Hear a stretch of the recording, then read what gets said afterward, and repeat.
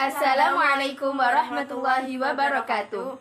Kami dari kelompok 4 yang beranggotakan saya sendiri, Ulia Milatila, dan teman saya, Noviani Puspitasari, akan mempresentasikan hasil diskusi kami tentang pemikiran dan peradaban Islam pada masa Nabi Muhammad SAW untuk memenuhi salah satu tugas mata kuliah pemikiran dan peradaban Islam yang diampu oleh Ibu dosen Dr. Zulfa Ismawati MPD. Oke, di sini saya akan membahas dua subbab. Subbab pertama tentang peradaban Arab pra-Islam. Sebelum datangnya Islam, bangsa Arab disebut sebagai Arab Jahiliyah. Dahulu, bangsa Arab seringkali menampakkan budaya-budaya yang tidak baik, seperti menyembah patung, mengubur bayi perempuan, minum khamr, zina, dan lain-lain. Zaman jahiliyah memang selalu identik dengan masa yang buruk, pertumpahan darah dan perbuatan keji yang bahkan tidak dapat diterima dengan akal sehat. Kondisi sosial mereka pun sangat buruk, terutama antara kaum bangsawan dan masyarakat biasa.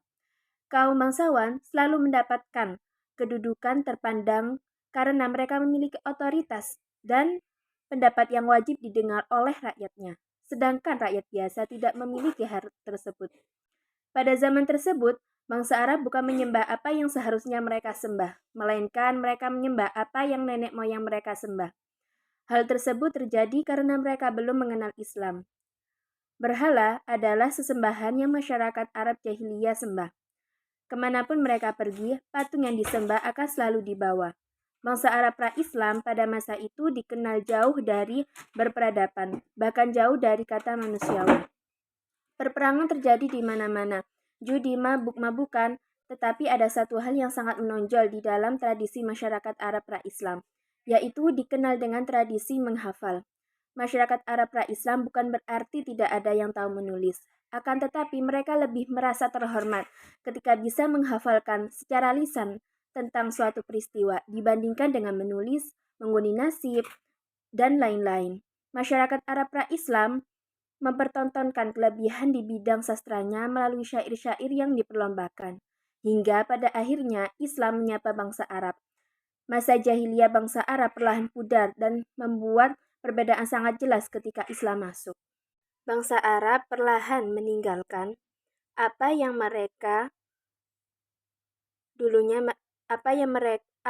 dulunya mereka sembah dan mempercayai Allah Subhanahu wa taala sebagai Sang Pencipta, Pemilik, Pemelihara, Pelindung, dan Penyayang terhadap semua makhluknya. Sebab selanjutnya adalah Muhammad diangkat menjadi Nabi dan Rasul. Beliau adalah Muhammad bin Abdullah bin Abdul Muthalib bin Hashim. Perjalanan kisah Nabi pasti sangatlah familiar di kalangan Muslim. Oleh karena itu, di sini saya akan cerita sedikit tentang beliau ketika diangkat menjadi Nabi. Menjelang usia 40 tahun, selama 1 bulan, dalam setiap tahun, Muhammad mengasingkan diri ke Gua Hiro untuk merenungi alam dan penciptanya. Istrinya Khadijah memberi dukungan penuh terhadap keinginannya. Disediakannya makanan untuk dibawa suaminya Muhammad sebagai bekal ke Gua Hiro. Demikianlah yang dilakukan Muhammad setiap tahun. Ketika usia beliau 40 tahun, pada tanggal 17 Ramadan 611 Masehi, malaikat Jibril mendatanginya untuk menyampaikan wahyu Allah yang pertama, yakni surat Al-Alaq ayat 1-5. Berarti secara simbolis Muhammad telah dilantik sebagai Nabi akhir zaman. Nabi Muhammad SAW menceritakan peristiwa yang dialaminya itu kepada istrinya Khadijah.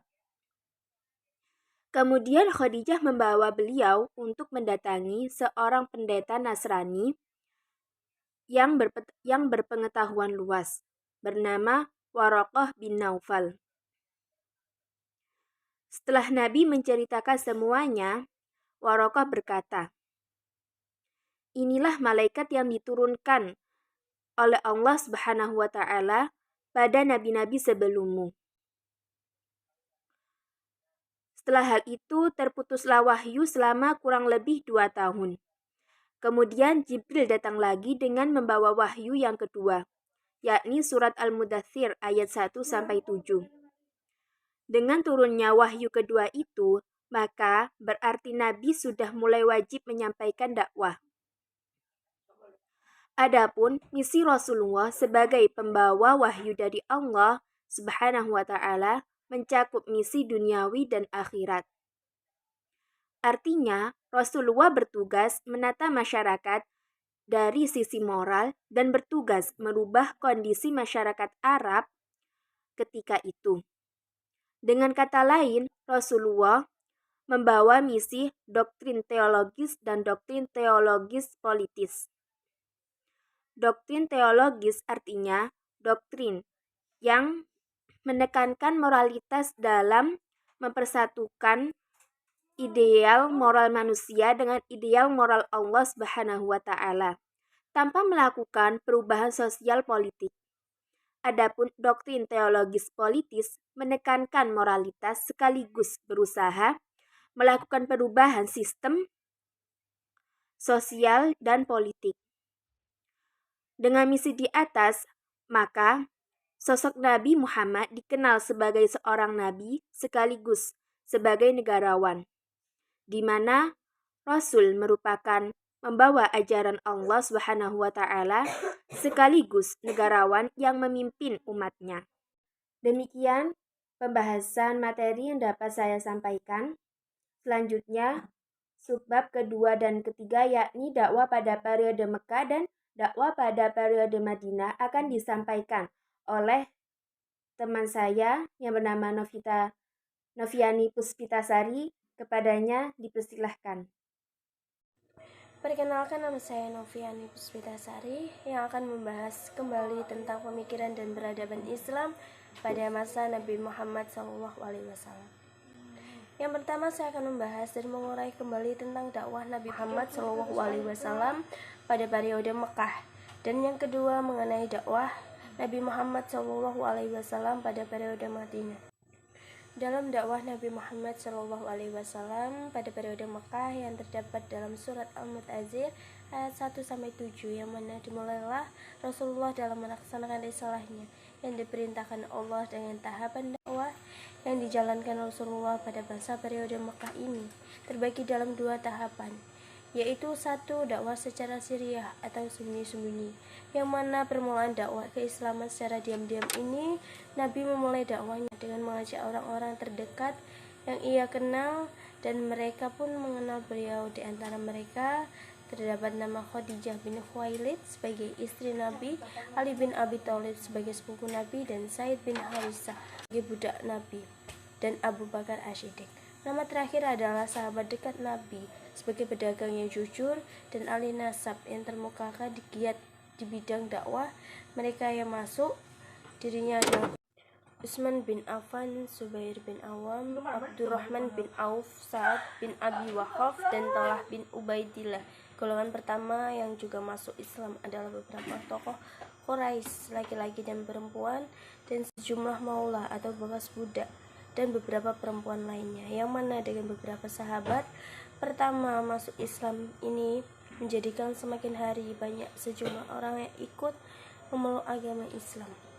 Dakwah Nabi ini secara sembunyi-sembunyi berlangsung selama 3 tahun.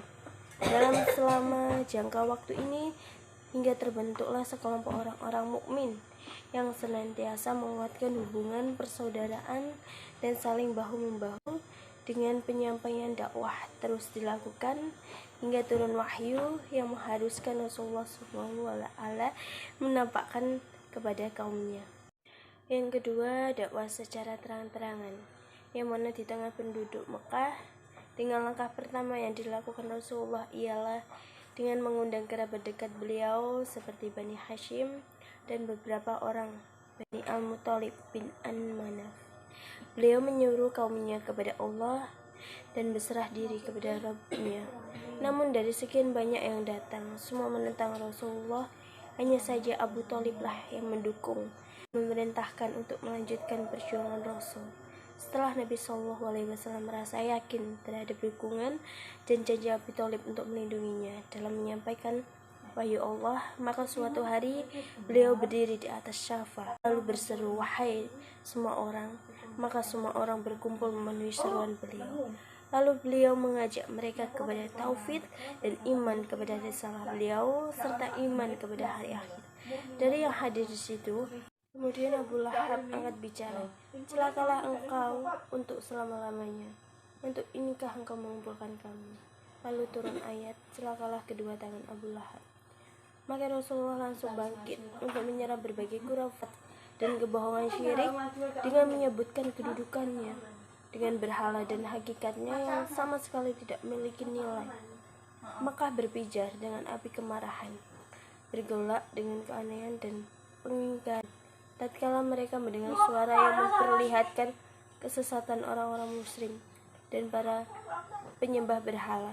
Suara itu seakan-akan petir yang membelah awan. Beliau menggelegar dan mengguncang udara yang tadinya tenang. Orang-orang Quraisy bangkit untuk menghadang revolusi yang datang secara tak terduga dan dikhawatirkan akan merusak tradisi warisan mereka. Kemudian orang-orang Quraisy lantaran bingung karena sepanjang sejarah nenek moyang mereka dan perjalanan kaumnya, mereka tidak pernah mengetahui mana bandingan yang seperti itu.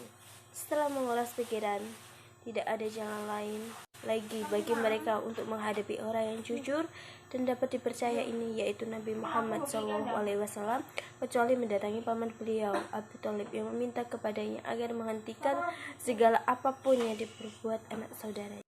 Dengan perkataan halus dan lemah lembut, Abu Thalib menolak permintaan mereka.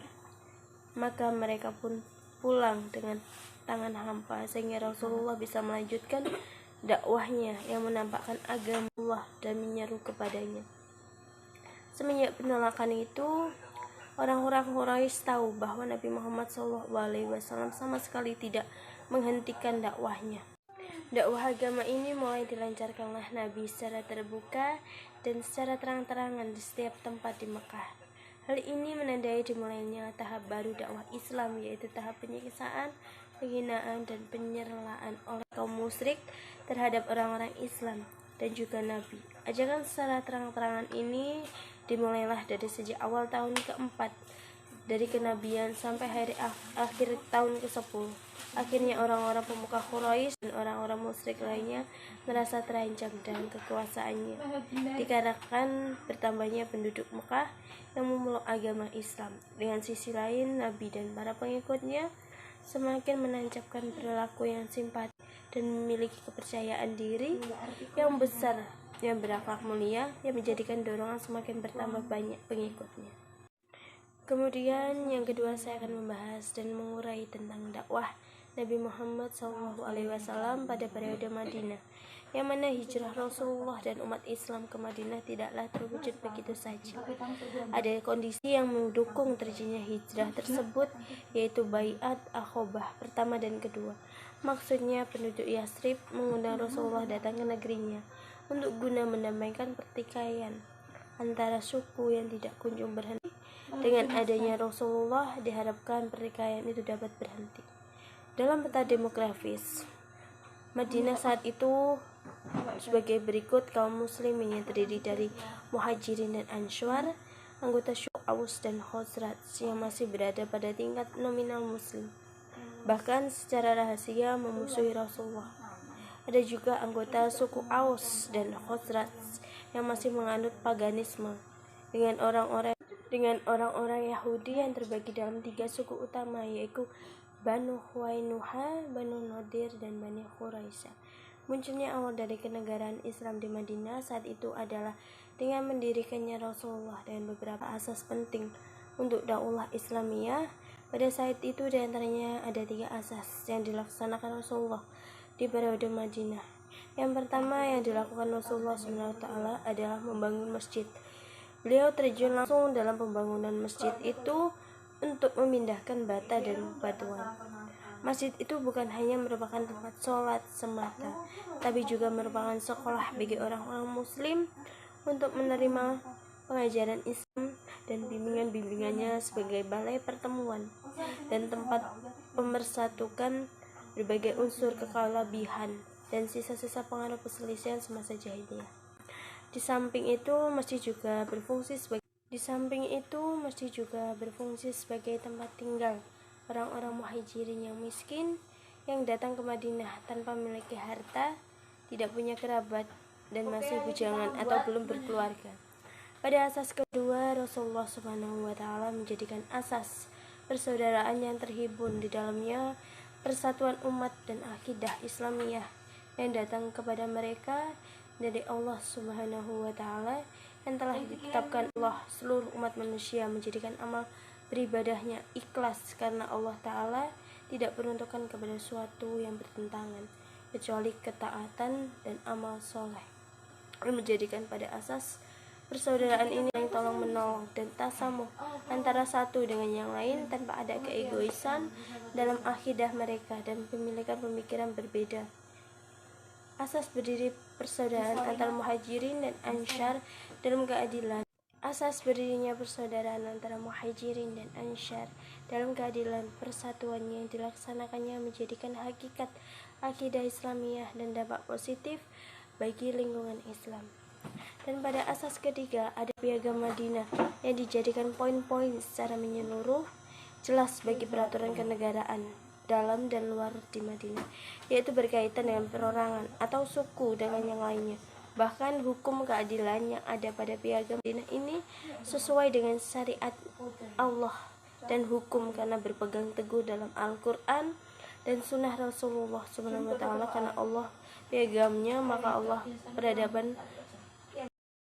Sekian, terima kasih yang saya bahas hari ini mengenai pemikiran dan peradaban Islam pada masa Nabi Muhammad SAW.